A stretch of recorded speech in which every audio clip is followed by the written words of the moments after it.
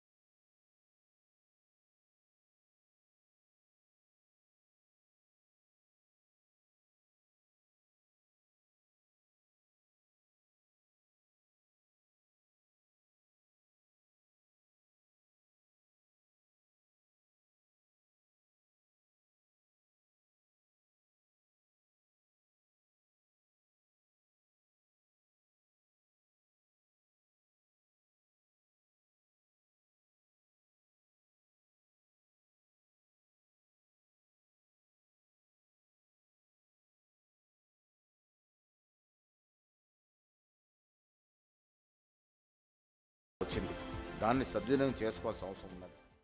జిల్లాలో ఉన్న మునురు కాపులందరినీ ఏకం చేసి ఒకే తాటిపైకి తీసుకొచ్చేలా ప్రణాళికలు సిద్ధం చేశామని మునురు కాపు సంఘం జిల్లా అధ్యక్షులు ధర్మపురి సంజయ్ తెలిపారు. మునురు కాపులు రాజకీయంగా ఎదగాల్సిన అవసరం ఎంతైనా ఉందన్నారు. ఐక్యత వల్లే ఇది సాధ్యం అవుతుందని ఆయన స్పష్టం చేశారు.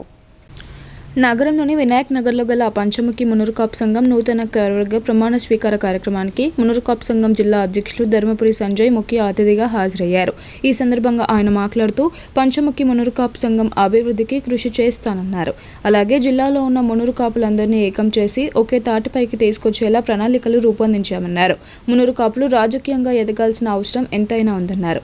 ఐక్యత వల్లనే ఇది సాధ్యమవుతుందన్నారు. జిల్లా వ్యాప్తంగా అత్యధిక జనాభా కలిగిన కులం మునురు కాపులదని, ఈ సంఘం బలోపేతం కోసం తన తండ్రి ధర్మపురి శ్రీనివాస్ ఎంతో కృషి చేశారన్నారు. సంఘాలకు భవనాలతో పాటు సభ్యులకు ఎలాంటి కష్టం వచ్చినా అండగా నిలిచారని, జిల్లా అధ్యక్షుడిగా ఎన్నికైన తాను ధర్మపురి శ్రీనివాస్ అడుగుజాడల్లో నడుస్తూ సంఘం బలోపేతం కోసం అహర్నిశలు కష్టపడి పనిచేస్తానన్నారు. అనంతరం నూతన అధ్యక్షులు మిద్దె రవికుమార్, ప్రధాన కార్యదర్శి దారం పోతన్న, కోశాధికారి కరక రమేష్లతో పాటు మరో 22 మంది కార్యవర్గ సభ్యులతో సంజయ్ ప్రమాణ స్వీకారం చేయించి కండువా, శాలువాతో సన్మానించారు. ఈ కార్యక్రమంలో బొబ్బిలి కిషన్, గడుకోల్ శ్రీనివాస్, రాజు, సంఘం సభ్యులు తదితరులు పాల్గొన్నారు. నూతనంగా ఎన్నుకోబడినటువంటి రవికుమార్ అండ్ వాళ్ళ టీం అందరికీ మనస్ఫూర్తిగా అభినందనలు తెలియజేసుకుంటూ వారి ఆధ్వర్యంలో పంచముఖి మునురు కాపు సంఘం ఇంకా ఎంతో ముందుకు వెళ్ళాలని, డెవలప్ కావాలని, ముఖ్యంగా మీరందరినీ ఒక తాటిపైకి తీసుకొచ్చి యునైటెడ్గా ఉంచడంలో మీరు పూర్తి కృషి చేస్తారని చెప్పి ఆశిస్తూ మిమ్మల్ని సదా ఆ భగవంతుడు యునైటెడ్గా స్ట్రాంగ్గా ఉంచాలని కోరుకుంటూ సెలవు తీసుకుంటాం. మహాత్ముల జీవితం నేటి తరానికి స్ఫూర్తిదాయకమని, వారి అడుగుజాడల్లో ముందుకు సాగుతూ దేశ అభివృద్ధిలో భాగస్వాములు కావాలని rural MLA doctor Bhupath Reddy పిలుపునిచ్చారు. ప్రతి ఒక్కరూ చదువులపై ప్రత్యేక దృష్టి సారించాలని, చదువుతోనే జీవితాల్లో వెలుగులు నిండుతాయని ఆయన వెల్లడించారు.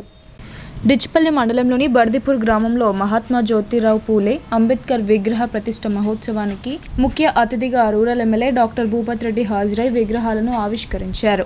ఈ సందర్భంగా డాక్టర్ భూపత్ రెడ్డి మాట్లాడుతూ మహాత్ముల విగ్రహాలను గ్రామంలో ప్రతిష్ఠించుకుంటే మహాత్ముల భావజాలం మదిలో మెదులుతాయని అన్నారు. మహాత్మా జ్యోతిరావు పూలే, డాక్టర్ బిఆర్ అంబేద్కర్ చేసిన సేవలు అమోఘమని కొనియాడారు. డాక్టర్ బిఆర్ అంబేద్కర్ రచించిన రాజ్యాంగం వల్లే దేశాభివృద్ధి, ప్రాంతాభివృద్ధి జరుగుతుందని అన్నారు. ప్రతి ఒక్కరు బాగా చదివి మేధావులు కావాలని, చదువుతోనే అభివృద్ధి సాధ్యమవుతుందని, ప్రతి ఒక్కరూ మహాత్ములను ఆదర్శంగా తీసుకుని జీవన సరళిని మార్చుకోవాలని సూచించారు. బర్దీపూర్ గ్రామంలో ఇల్లు లేని ప్రతి ఒక్కరికి ఇందిరమ్మ ఇల్లు కట్టిస్తామని, ఇండ్ల స్థలాలు లేని వారికి 70 గజాల స్థలం ఇచ్చి ఇంటి నిర్మాణాన్ని చేపడతామని హామీ ఇచ్చారు. గ్రామ అభివృద్ధికి తన వంతు సహకారాన్ని అందిస్తామన్నారు. అనంతరం దళిత సంఘ నాయకులు డాక్టర్ భూపత్ రెడ్డిని శాల్వాలు, పూలమాలలతో ఘనంగా సన్మానించారు. ఈ కార్యక్రమంలో గ్రామ సర్పంచ్ కోట్ల భాస్కర్, మహాత్మా జ్యోతిరావు పూలే అంబేద్కర్ సంఘం బర్దీపూర్ అధ్యక్షుడు జల్లబాబు, ఉపాధ్యక్షుడు జాంపండ్ల నర్సయ్య, క్యాషియర్ జాంపండ్ల సాయిలు, కార్యదర్శి దాసరి చందు, విగ్రహదాతలు కోట్ల భాస్కర్, ఎయ్య జమున, శివకృష్ణ తదితరులు పాల్గొన్నారు. విభిన్న మతాలు, విభిన్న కులాలు. మన ఈశాన్య రాష్ట్రాల్లో ఒక తీరు ఉంటుంది, మహారాష్ట్రలో ఒక కల్చర్ ఉంటుంది, కాశ్మీర్లో ఒక కల్చర్ ఉంటుంది, మనకు పాండిచ్చేరి మద్రాసులో ఒక కల్చర్ ఉంటుంది. అంటే ఇంత డైవర్సిటీ ఉన్నటువంటి దేశం అసలు ఈ ప్రపంచంలో ఎక్కడ లేదు. ఇప్పుడు అమెరికా ఉందనుకోండి, మీరు పైన చికాగో నుండి కిందికి టెక్సాస్ దాకా ఒకటే కల్చర్ ఉంటుంది, ఒకటే భాష ఉంటుంది. కానీ ఇక్కడ అట్లా కాదు. నా దేశానికి ఎన్నో రకమైన భాషలు, ఎన్నో రకమైన సంస్కృతులు, ఎన్నో రకమైన కులాలు, మతాలు ఇవన్నీ ఉన్నటువంటి సందర్భంలో మరి ఇంత పెద్ద దేశానికి, ఇంత వైరుధ్యం ఉన్నటువంటి దేశానికి రాజ్యాంగాన్ని రచించడం అంటే మామూలు విషయం కాదు. ఇవాళ ఎందుకు అది గొప్పగా అయిందంటే ఇలా 75 సంవత్సరాలు అయింది మనకు రాజ్యాంగం అమల్లోకి వచ్చి. మనం మొన్ననే మన 26 జనవరి నాడు 75 సంవత్సరాలలో ఎక్కడ కూడా చెక్కు చెదరలే. దానికి కొన్ని అమెండ్మెంట్ చేసి ఉండొచ్చు, కొన్ని మార్పులు చేసుకున్నవచ్చు కొన్ని చట్టాలలో, కానీ బేసిక్గా రాజ్యాంగం అనేది మార్పు అనేది ఎక్కడ జరగలేదు. అంటే అంత గొప్ప రాజ్యాంగం 75 ఏళ్ల కింద రచించినటువంటి రాజ్యాంగం ఇవాళ మన భారతదేశంలోనే కాదు, ఇంత విభిన్న సంస్కృతులు ఉన్న భారతదేశంలోనే కాదు, ఇవాళ ప్రపంచమంతా కూడా మన వైపు చూస్తున్నారు. ఇవాళ మన బిగ్గెస్ట్ డెమోక్రసీ. ఇవాళ పక్క పాకిస్తాన్ ఉంది, వాళ్ళ రాజ్యాంగం ఎన్ని ముక్కలైంది, ఎన్నిసార్లు అక్కడ కూపింగ్ అయ్యి, మిలిటరీ కూపింగ్ అయ్యి, అక్కడ ప్రజాస్వామ్యం పోయి మళ్ళీ మిలిటరీ రూల్స్ వచ్చినాయి. ఇప్పుడు బంగ్లాదేశ్లో మనం చూసాం, మన శ్రీలంకలో చూసాం, చివరికి నేపాల్లో కూడా చూసాం మనం. అంటే ఇక్కడ కాలేదు. మరి అక్కడ ఎందుకు కాలేదు? ఇంత వైరుధ్యాలు ఉన్నా కానీ ఇంత భిన్నత్వంలో ఏకత్వం ఎందుకు వచ్చింది అంటే బికాస్ ఆఫ్ రాజ్యాంగం. రాజ్యాంగం ఒకటే మనం అందరినీ కలిపేది. ఇలా భారతదేశం అందరం కూడా మనం ఒక పౌరులుగా గౌరవించబడుతున్నాం అంటే రాజ్యాంగమే. కాబట్టి అంత గొప్ప రాజ్యాంగాన్ని రచించినటువంటి బాబాసాహెబ్ అంబేద్కర్ గారిని మరి ప్రతి విలేలో విగ్రహం ఉండాల్సిందే. వాళ్ళ ప్రొద్దున మనం లేచి చూస్తుంటే వాళ్ళు గుర్తుకొస్తుంటే వాళ్ళు ఏమొస్తుంది, వాళ్ళు రచించిన రాజ్యాంగం గుర్తుకొస్తుంది. నల్ల పైపులకు ట్యాప్లు బిగించకపోవడంతో త్రాగునీరు డ్రైనేజ్ పాలవుతుంది. మంచినీటి సరఫరా కోసం పైప్ లైన్ ఏర్పాటు చేసి నల్లాలకు ట్యాప్లు అమర్చకపోవడంతో నీరు వృధాగా పోతుంది. కొన్నేళ్లుగా ఈ పరిస్థితి కొనసాగుతున్నా పంచాయతీ అధికారులు పట్టనట్లుగా వ్యవహరిస్తున్నారు. కమర్పల్లి మండలం హాసకొత్తూరు గ్రామంలోని 4వ వార్డులో త్రాగునీరు వృధా అవుతున్నా పట్టించుకునే నాదుడే కరువయ్యాడు. అధికారుల నిర్లక్ష్యంతో నీరు మురికి కాలువలు రోడ్ల పాలవుతుంది. గ్రామంలో త్రాగునీటి సరఫరా కోసం ఏర్పాటు చేసిన నల్లాలకు ట్యాప్లు బిగించడం మర్చిపోయారు. దీంతో త్రాగునీరు వృధాగా పోతుంది. ఎక్కడ చూసినా రోడ్డుపై నీరు కనిపిస్తుంది. పలు కాలనీలో ఇప్పటికే నీటి సరఫరా సక్రమంగా లేక ప్రజలు తీవ్ర అవస్థలు పడుతున్నారు.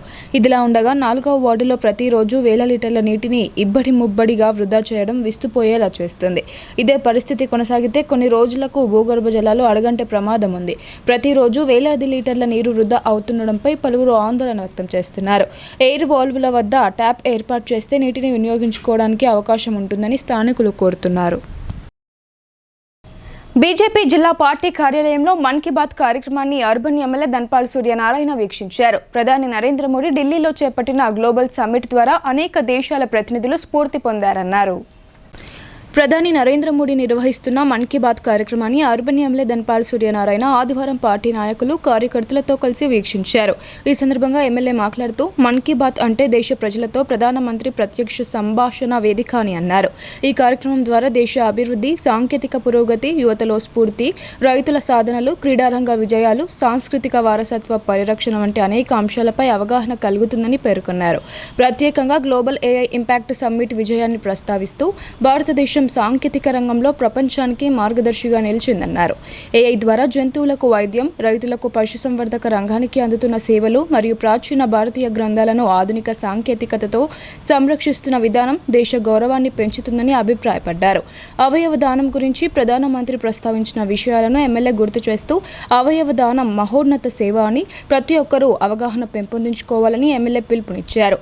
10 నెలల వయసు గల చిన్నారి అలిన్ చెరిన్ అబ్రహం హఠాత్తుగా మృతి చెందినప్పటికీ వారి తల్లిదండ్రులు అరుణ్ అబ్రహం, షెరిన్ అబ్రహంలు ఎంతో మనోధైర్యంతో తమ కూతురి యొక్క అవయవాలను దానం చేయడం వారి మానవత్వానికి నిదర్శనమని స్వయంగా ప్రధాని ఈ కార్యక్రమంలో ప్రస్తావించడం జరిగిందని అన్నారు. ఈ కార్యక్రమంలో బీజేపీ జిల్లా అధ్యక్షులు దినేష్ పటేల్ కులచారి, జిల్లా పదాధికారులు, నాయకులు తదితరులు పాల్గొన్నారు. నైరుతి బంగాళాఖాతంలో ఉపరితల ఆవర్తనం ఏర్పడింది. దీని ప్రభావంతో తెలుగు రాష్ట్రాల్లోని పలు ప్రాంతాల్లో ఉరుములు, మెరుపులతో కూడిన వర్షాలు కురిసే అవకాశం ఉందని వాతావరణ శాఖ అధికారులు తెలిపారు. అకాల వర్షాలు ప్రారంభం కానున్నాయి. వానాకాలం సీజన్ ముగిసిన తర్వాత తెలంగాణలో వర్షాలు లేవు. అయితే ప్రస్తుత ఉపరిత ఆవర్తనం కారణంగా జిల్లాల్లో తేలికపాటి నుండి మోస్తారు జల్లులు కురుస్తాయని అధికారులు తెలిపారు. ఆదివారం పగటిపూట ఉష్ణోగ్రతలు భారీగా ఉంటాయన్నారు. ఉక్కపోతతో ప్రజలు ఇబ్బందులు పడతారు. రాత్రి వేళ వికారాబాద్, సంగారెడ్డి, కామారెడ్డి, నిజామాబాద్, మహబూబాబాద్, భద్రాద్రి కొత్తగూడెం జిల్లాలో వర్షాలు కురిసే అవకాశం ఉంది. ఇతర జిల్లాలో చిరుజల్లులు, పొడి వాతావరణం ఉంటుంది. మధ్య, తూర్పు, పశ్చిమ తెలంగాణ జిల్లాలో సోమవారం మోస్తారు వర్షాలు కురిసే అవకాశం ఉందని వాతావరణ శాఖ పేర్కొంది. హైదరాబాద్లోని కొన్ని ప్రాంతాల్లో కూడా వర్షాలు కురుస్తాయని అధికారులు తెలిపారు. ప్రస్తుతం పంటలు పొట్ట దశలో ఉన్నాయి. పలు ప్రాంతాల్లో భూగర్భ జలాలు తగ్గాయి. దీంతో పంటలకు నీరందడం లేదు. ఈ దశలో చిరు జల్లులు కురిసినా పంటలకు మేలు చేస్తాయని రైతులు అంటున్నారు. కాగా తెలంగాణ 18 జిల్లాల్లో ఉరుములతో కూడిన వర్షం పడుతుందని అధికారులు తెలిపారు. ఆయా జిల్లాలకు యెల్లో అలర్ట్ జారీ చేశారు. ప్రజలు అప్రమత్తంగా ఉండాలని సూచించారు. గత 2 రోజుల క్రితం బాన్స్వాడ పట్టణంలో జరిగిన ఘర్షణలో గాయపడ్డ బీజేపీ కార్యకర్తను పరామర్శించేందుకు మాజీ ఎమ్మెల్యే ఎండల లక్ష్మీనారాయణ వెళ్లారు. అయితే ఆయనను నస్రులాబాద్ మండలం అంకోల్ గ్రామంలో పోలీసులు అదుపులోకి తీసుకుని నిజామాబాద్లోని ఆయన ఇంటికి తరలించారు. బాన్స్వాడ పట్టణంలో గత 2 రోజుల క్రితం జరిగిన ఘర్షణల నేపథ్యంలో గాయపడిన కార్యకర్తలను పరామర్శించేందుకు బీజేపీ మాజీ శాసనసభ పక్ష నేత, బాన్స్వాడ నియోజకవర్గ బీజేపీ ఇన్ఛార్జ్ ఎండల లక్ష్మీనారాయణ బాన్స్వాడ వెళ్లారు. అయితే ఆయనను మార్గమధ్యలో అంకోల్ గ్రామం వద్ద పోలీసులు అదుపులోకి తీసుకుని నిజామాబాద్లో గల ఆయన నివాసానికి తరలించారు. ఈ సందర్భంగా ఎండల లక్ష్మీనారాయణ మాట్లాడుతూ రాష్ట్రంలో కాంగ్రెస్ ప్రభుత్వం అధికారంలోకి వచ్చిన నాటి నుండి రాష్ట్రంలో హిందువులందరిపై దాడులు పెరిగాయన్నారు. దానిలో భాగంగానే బాన్స్వాడ పట్టణంలో హిందువులపై రాళ్ల దాడులు జరిగితే దాడులు చేసిన వారిని వదిలేసి హిందువులను అక్రమంగా అరెస్టు చేసి ఇబ్బందులకు గురి చేస్తున్నారని ధ్వజమెత్తారు. పోలీసులు కూడా బాధితుల పక్షాన నిలవకుండా రాజకీయ ఒత్తిడికి తలొగ్గి బాధితులపైనే అక్రమంగా వేధింపులకు పాల్పడుతున్నారని ఆరోపించారు. బాన్స్వాడ పరిణామాల క్రమంలో అక్కడ ఉన్నటువంటి భారతీయ జనతా పార్టీ నాయకులను, పట్టణ అధ్యక్షుని, జిల్లా కార్యదర్శిని, జిల్లా మాజీ ఉపాధ్యక్షుని, జిల్లా బాన్స్వాడ అసెంబ్లీ మాజీ కన్వీనర్, మిగతా భారతీయ జనతా పార్టీ నాయకులందరినీ ఎవరిని కూడా వదిలిపెట్టకుండా మరి కేసు వాళ్ళ మీద రాయడం ఏదైతే ఉందో ఇది రాజకీయ కోణాన్ని సూచిస్తాం. ఒక ముజ్మల్ అనే వ్యక్తి వ్యవహరించిన తీరు మీద అతని మీద సరైనటువంటి చర్యలు తీసుకోవాలా, కఠినమైన చర్యలు తీసుకోవాలని ప్రజాస్వామ్యబద్ధంగా నిలదీసినటువంటి వాళ్ళని మరి రాళ్ల దాడికి పాల్పడ్డటువంటి వాళ్ళతో సమానంగా వీళ్ళ మీద కేసు రాయడం ఏదైతే ఉన్నదో ఇది ఖండనీయం. దీని వెనుక అక్కడ ఉన్నటువంటి రాజకీయ ప్రాబల్యం ప్రభావం చూపిందనేటువంటి అభిప్రాయం ప్రజల్లో వెలువెత్తా ఉన్నది. ఇది సమంజసం కాదు. ఎవరి ప్రమేయం ఉన్నది, ఏ రకంగా ప్రమేయం ఉన్నది తేల్చి చెప్పాల్సినటువంటి అవసరం ఉంది. కానీ న్యాయం అడిగినందుకు అన్యాయంగా కేసులు మరి భారతీయ జనతా పార్టీ నాయకుల మీద, ఇంకా ఆ ఘటన అక్కడ కనీసం నిలబడి కూడా లేనటువంటి వాళ్ళ పేర్లు రాయడం ఏదైతే ఉందో ఇది చాలా బాధాకరం. దీన్ని సమీక్షించుకోవాల్సినగా కోరుతాం. బులెటిన్లో ఇప్పుడు షార్ట్ బ్రేక్ తీసుకుందాం. Stay tuned.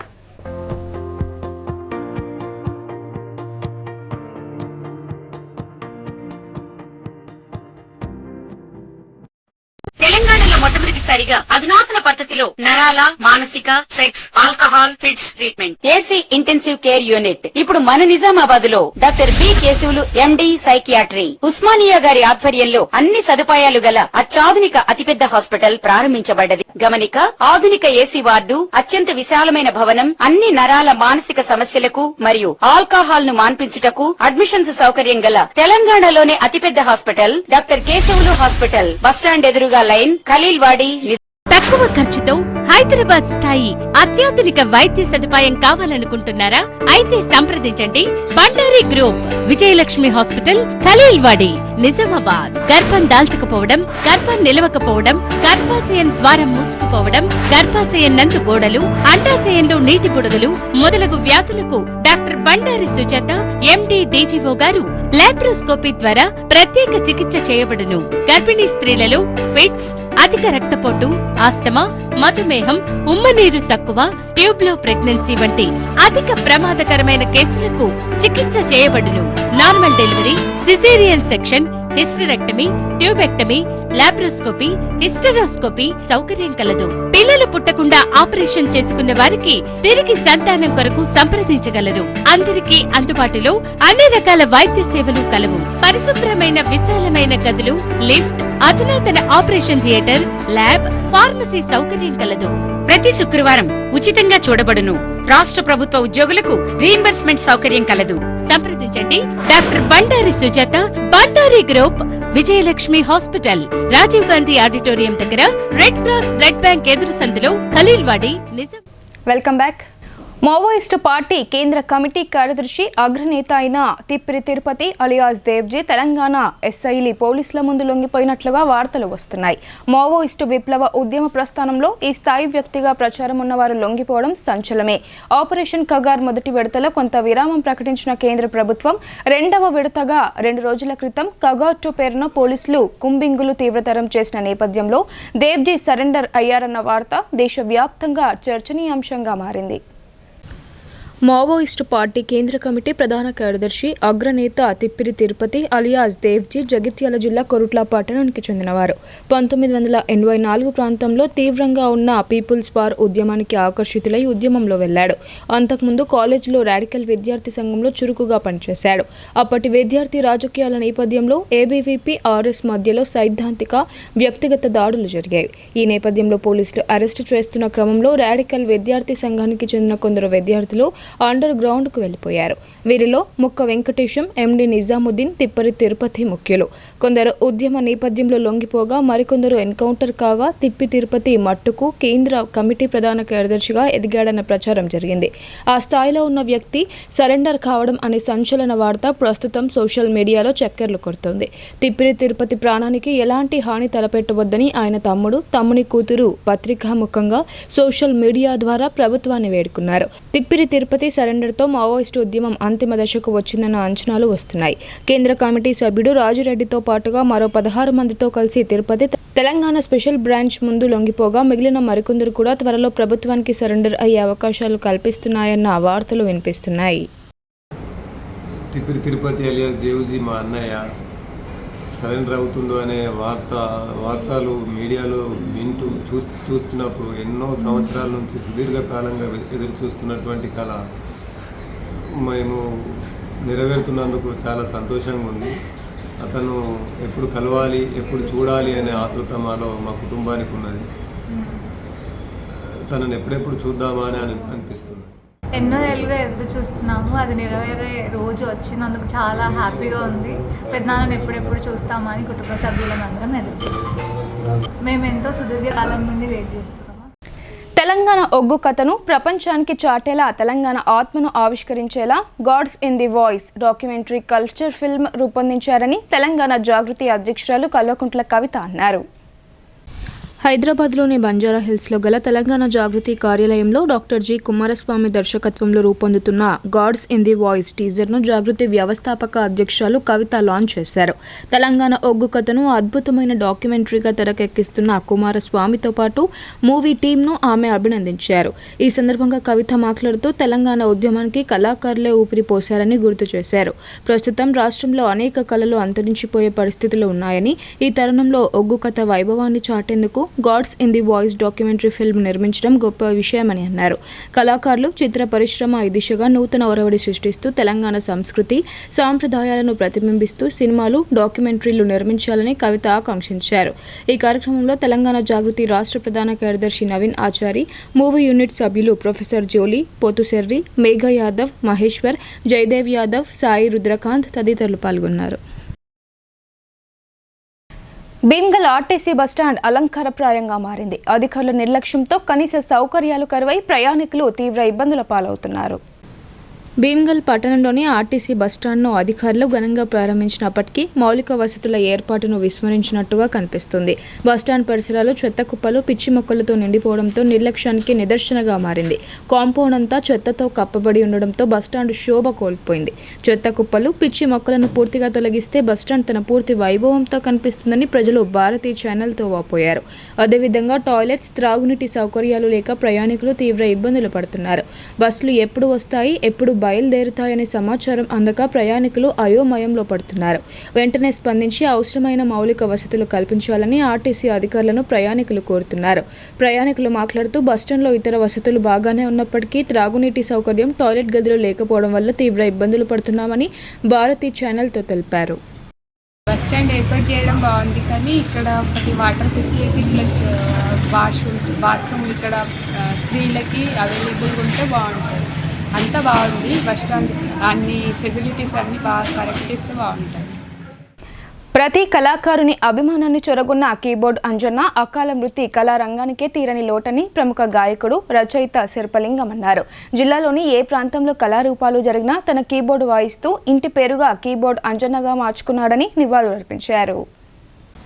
నగరంలోని సుభాష్ నగర్లోని పెన్షనర్ భవనంలో ఇటీవల మృతి చెందిన కీబోర్డ్ అంజన్న సంతాప సభ జరిగింది. ఈ కార్యక్రమానికి కళాకారులు, గాయకులు, భజన బృందంతో పాటు ప్రతి ఒక్కరూ వచ్చి నివాళులర్పించారు. ఈ సందర్భంగా కార్యక్రమానికి అధ్యక్షత వహించిన శర్పలింగం మాట్లాడుతూ కీబోర్డ్ అంజన్న సంగీతంతో పాటు తన ప్రవర్తనతో ప్రతి ఒక్కరు హృదయాలు గెలుచుకున్నాడని నివాళులర్పించారు. ఆయనకు 45 ఏళ్లలోనే హార్ట్అటాక్ వచ్చి మృతి చెందడం ఎంతో బాధాకరమన్నారు.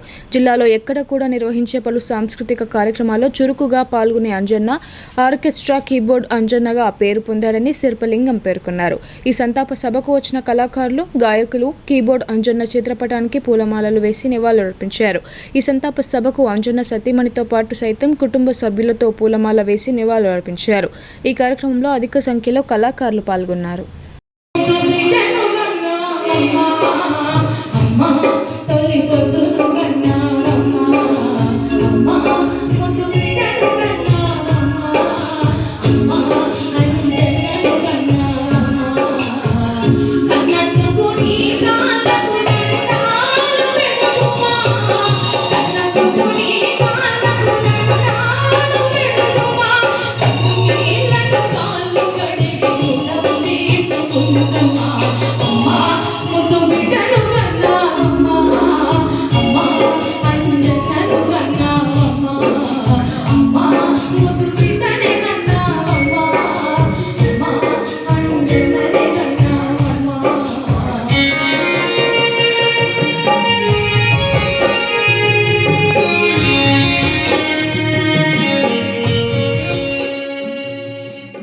తను ఈ హార్ట్ అటాక్ బలి కావడం అనేది కళాకారులకు హృదయ విదారకమైన ఇది.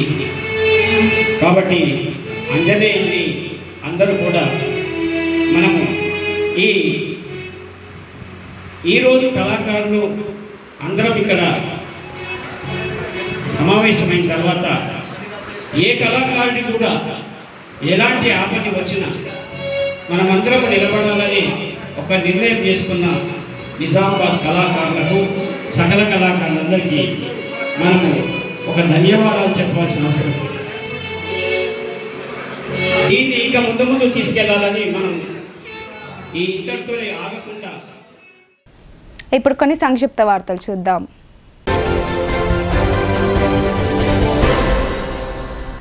ఆర్మూరు పట్టణం రామ్నగర్ కాలనీలో నూతనంగా నిర్మిస్తున్న శ్రీ విరాట్ పోతులూరి వీరబ్రహ్మేంద్ర స్వామి దేవాలయంలో ప్రధాన ద్వారం ప్రతిష్టాపన మహోత్సవంలో Armur municipal chairperson Goone Lahari Raghu, vice chairman Katipalli Venkatreddy, Armur market committee chairman Saibaba Goud, కౌన్సిలర్లు భూపేందర్, సోను, మాజీ కౌన్సిలర్ చక్రు, నాయకులు తదితరులు పాల్గొన్నారు. ఈ సందర్భంగా మున్సిపల్ చైర్పర్సన్ లహరి మాట్లాడుతూ వీరబ్రహ్మేంద్ర స్వామి మందిరం నా వార్డులో నిర్మించడం సంతోషంగా ఉందన్నారు. మందిర నిర్మాణానికి తన వంతు కృషి చేస్తానని హామీ ఇచ్చారు. ఈ మందిరానికి ఆర్మూరు నియోజకవర్గ కాంగ్రెస్ పార్టీ ఇన్ఛార్జి ప్రొద్దుటూరి వినయ్ కుమార్ రెడ్డి ఇదివరకే 5 లక్షల SDF నిధులు మంజూరు చేపించారని ఆమె గుర్తు చేశారు. వికారాబాద్ జిల్లా అనంతగిరిలో శనివారం నుండి ప్రారంభమై 10 రోజుల పాటు జరగనున్న తెలంగాణ మరియు ఆంధ్రప్రదేశ్ రాష్ట్రాలకు సంబంధించిన DCC అధ్యక్షుల శిక్షణ శిబిరంలో నిజామాబాద్ కార్పొరేషన్ DCC అధ్యక్షులు బొబ్బిలి రామకృష్ణ పాల్గొన్నారు. శిబిరంలో మాట్లాడుతూ తన పరిచయ కార్యక్రమంతో పాటు తన రాజకీయ అనుభవాన్ని పాల్పంచుకోవడం జరిగింది. ఇప్పటి వరకు చేసిన కార్యక్రమాలు, కార్పొరేషన్ పీఠంపై విజయాన్ని, అలాగే భవిష్యత్తులో చేపట్టబోయే ప్రణాళికల గురించి ప్రస్తావించారు. మోపాల్ మండలం కులాస్పూర్ గ్రామ సర్పంచ్ గుడి జనార్దన్ రెడ్డి నిజామాబాద్ రూరల్ శాసనసభ్యులు రేకులపల్లి డాక్టర్ భూపత్ రెడ్డి సమక్షంలో కాంగ్రెస్ పార్టీలో చేరారు. ఆయనకు ఎమ్మెల్యే కండువా కప్పి పార్టీలోకి ఆహ్వానించారు. ఈ కార్యక్రమంలో జిల్లా మార్కెట్ కమిటీ చైర్మన్ ముప్ప గంగారెడ్డి, తాడిం సర్పంచ్ జలేందర్ రెడ్డి, మోపాల్ మండల మైనారిటీ అధ్యక్షుడు అబ్దుల్ హామిద్, నిమ్మల మోహన్ రెడ్డి తదితరులు పాల్గొన్నారు.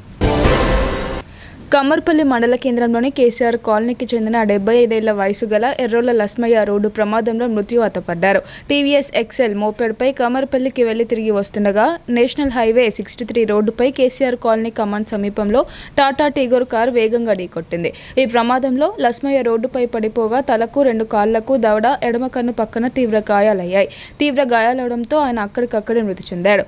ఈ విషయమై మృతుడి కుమార్తె ఎర్రోళ్ల వసంత ఫిర్యాదు మేరకు ఎస్ఐ అనిల్ రెడ్డి సంఘటన స్థలానికి చేరుకొని మృతదేహాన్ని పోస్టుమార్టం నిమిత్తం ఆర్మూర్ ప్రభుత్వ ఆసుపత్రికి తరలించారు. నిర్మల్ జిల్లా బాసరా శ్రీ జ్ఞాన సరస్వతి క్షేత్రంలో భక్తులు పోటెత్తారు. ఆదివారం ఉదయం నుండి భక్తులు అధిక సంఖ్యలో తరలివచ్చి అమ్మవారిని దర్శించుకున్నారు. పంచమి సందర్భంగా చిన్నారులకు తల్లిదండ్రులు అక్షరాభ్యాసాలు చేయించి పూజలు నిర్వహించారు. భక్తులకు ఎలాంటి ఇబ్బందులు కలగకుండా ఆలయ కమిటీ ఆధ్వర్యంలో ప్రత్యేక ఏర్పాట్లు చేశారు. వార్తలు ముగించే ముందు హెడ్లైన్స్ మరోసారి. కేసీఆర్ తెలంగాణను దివాలా తీయిస్తే కాంగ్రెస్ ప్రజాపాలన అందిస్తుంది. ఏపీ కాంగ్రెస్ పార్టీలో చీకటి దూరమై వెలుగులీనే సమయం వస్తుంది. ఉమ్మడి రాష్ట్రాల DCC ప్రెసిడెంట్ల శిక్షణ శిబిరంలో